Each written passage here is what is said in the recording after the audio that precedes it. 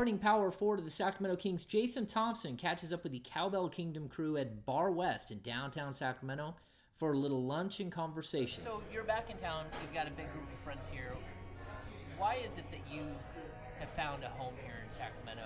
I mean, you're not from here, but you're one of the few Kings that stick around and do a lot more, sort of work around the community. Kind of help out. I mean, it's kind of weird me going into my sixth season next year.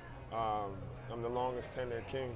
That's crazy. I guess it's good that I'm still here, but it's kind of crazy to think that, all the veteran guys that were here when I was here, Brad Miller, Mikey Moore, Kevin Martin, Francisco Garcia, and none of them are still my teammates anymore. So, obviously I wish the road that I've gone was a little bit, lighter and more positive.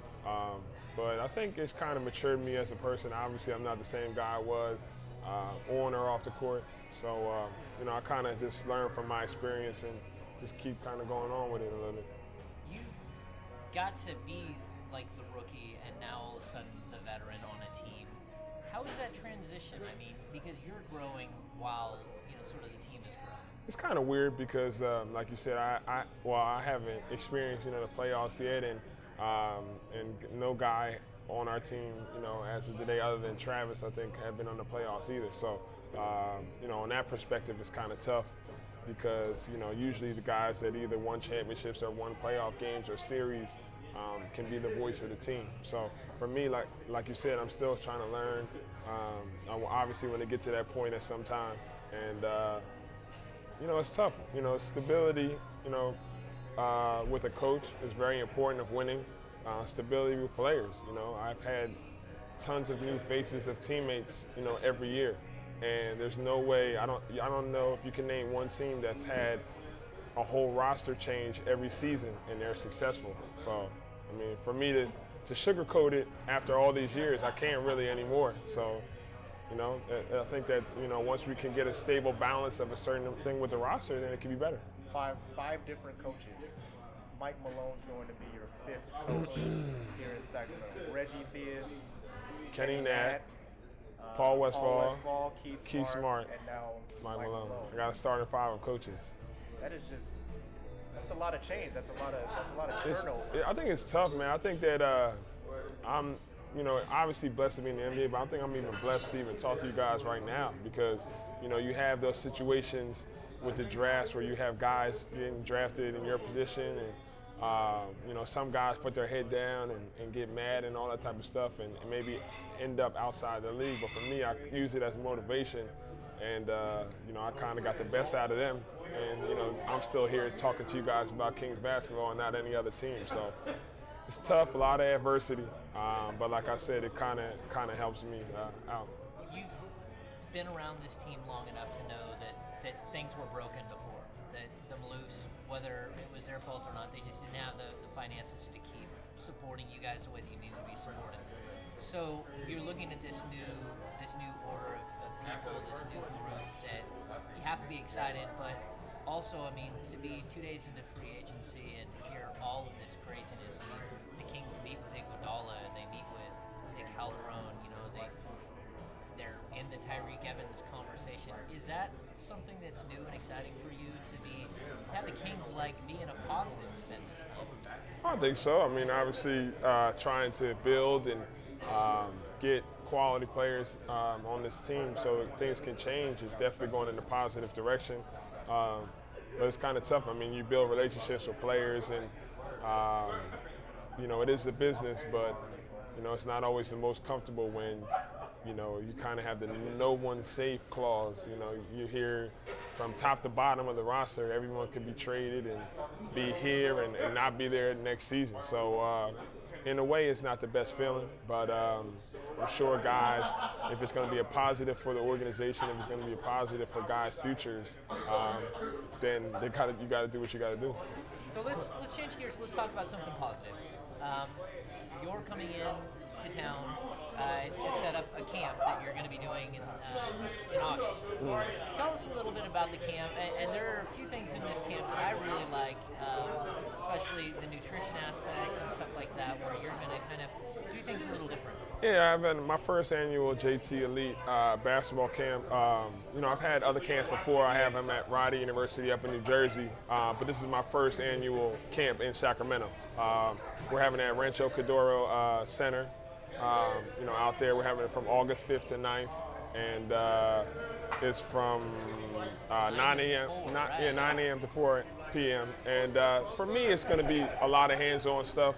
I should be there, mostly every day, and we're going to teach the kids, not just give them a basketball and have them fool around and play. We're going to get to the fundamentals, man, ball handling, shooting specifics, work on defense and all that type of stuff, and not just be lazy with it, be really in tuned and help kids out. And I think for the most part, and I kind of tell, even if I go to other camps to speak, one of the most important things is I always ask, who's the shortest kid in camp and who's the tallest? And I go up to him, I go to the shortest kid and I says, it doesn't matter about your height. You should be able to have all-around skill. I say that in high school I grew 9 inches and I was a guard all my life.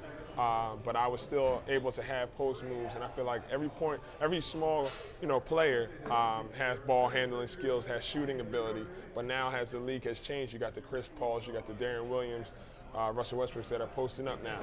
Then I go up to the tallest kid, and I go, there's no way that you should only just have your back to the basket. Now you have Dirk Nowitzki's, you have guys like that are spotting up and shooting threes, and don't make yourself one-dimensional.